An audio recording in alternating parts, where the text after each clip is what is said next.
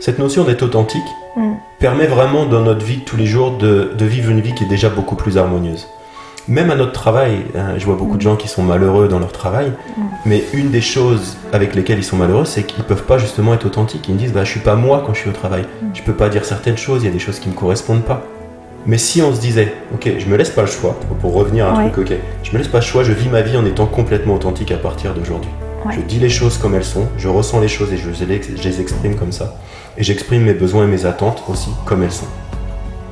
Et là, déjà notre vie elle va changer énormément en quelques jours si on fait ça. Avec nos proches, dans notre travail, avec les gens qu'on croise dans notre vie.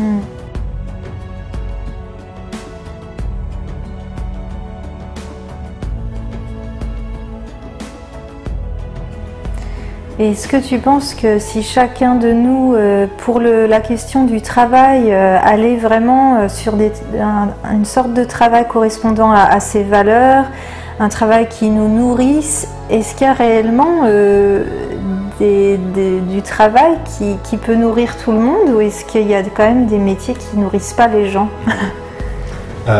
C'est une bonne question, je sais pas parce qu'il faudrait peut-être explorer tous les métiers pour répondre précisément. En tout cas, ce que j'ai vu, c'est que toutes les personnes avec qui j'ai travaillé et qui sont recentrées avec leur fonctionnement, leurs valeurs et qui ont un travail aujourd'hui qui leur correspond, elles sont heureuses. Et je pense que la société, c'est ce qu'elle manque aussi, c'est des personnes qui sont réellement impliquées dans ce qu'elles font parce que ça leur correspond, c'est qui elles sont. Encore plus dans des métiers comme l'entraide, comme là, moi je suis dans ces métiers de thérapeute, donc les gens avec que je forme, c'est des gens qui deviennent thérapeutes et coachs. Tu peux pas faire ce type de métier si ça te correspond pas. Si t'es pas quelqu'un qui est ouvert, qui a de l'empathie, qui a envie d'aider l'autre, qui a envie d'accompagner, qui écoute, ça peut pas fonctionner. Faut que ce soit aussi en lien avec notre fonctionnement personnel. Maintenant, est-ce qu'il y a des métiers, effectivement, je pense qu'on peut aussi trouver... J'ai lu un livre d'un monsieur qui est absolument extraordinaire, qui a vécu dans les camps de concentration, Viktor Frankl, je ne sais pas si tu connais le nom. Bon. C'est vraiment une histoire magnifique et triste en même temps. Et il raconte son parcours, il était psychologue et il a été mis dans les camps de concentration. Et il explique qu'il s'en est sorti principalement parce qu'il a mis du sens à sa vie dans les camps de concentration. Et l'une des choses qui s'est dit, c'est que son objectif, s'il sortait du camp de concentration, c'est de parler de ce qui s'est passé, d'écrire un livre, etc. Et de montrer aux gens que s'ils ont à l'intérieur d'eux un sens dans ce qu'ils font, ils peuvent faire face à n'importe quoi. Et il disait justement, et je pense que ça peut être pour faire le point sur cette notion de prendre une décision, il disait que quelles que soient les circonstances dans notre vie, on a toujours le choix de notre attitude face à ces circonstances.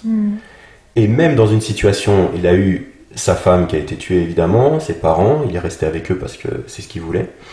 Il a vécu, alors bon, je ne vais pas rentrer dans les détails, mais des choses qui sont... Je pense qu'il n'y a personne d'entre nous dans notre société qui vivra ça ou qui vit ça aujourd'hui, d'être dans ce type de situation. Et malgré tout, il disait tous les jours, j'avais le choix de me laisser mourir ou de continuer. J'avais le choix de donner du sens à ce qui m'arrivait ou pas. Et donc, quand une personne dans ce type de situation nous dit ça, ça relativise vachement nous dans notre vie de tous les jours avec les petites problématiques qu'on peut avoir de se dire non mais j'ai pas le choix, ou, tu vois.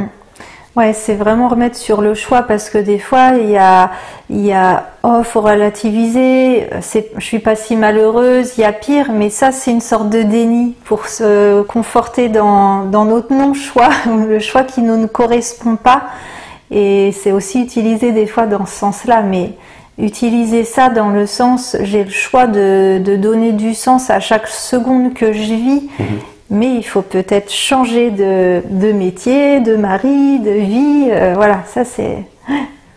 C'est là où c'est difficile. C'est là où tu disais tout à l'heure, il y a besoin de courage pour faire ça. Parce qu'il y a des conséquences à nos choix. Les conséquences vont être très positives par rapport à nous, comment on se sent. Par contre, effectivement, dans l'extérieur, ça va changer beaucoup de choses. On va s'éloigner de certaines personnes, on va pas avoir peut-être la sécurité qu'on a besoin, on va peut-être vivre ailleurs, mais ce sera en lien avec nos valeurs, avec nos fonctionnements.